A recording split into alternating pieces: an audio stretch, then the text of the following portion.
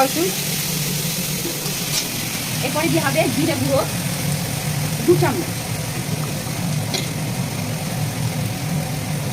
হলুদ 2 চামচ, ছোট্ট চামচ বলে 2 চামচ,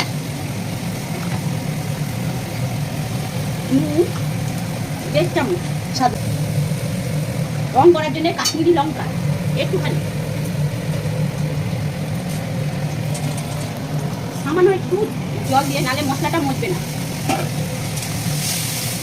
এবার একটু আঁচটাকে হালকা বাড়িয়ে ভালো করে কষিয়ে দিতে হবে। এবার করলো মাছ ও জল, এটা তো বেশি জল লাগবে না, একটু মাখা মাখা হবে। এবার একটু দেবো গরম মশলা, এবার দেবো ধনে পাতা,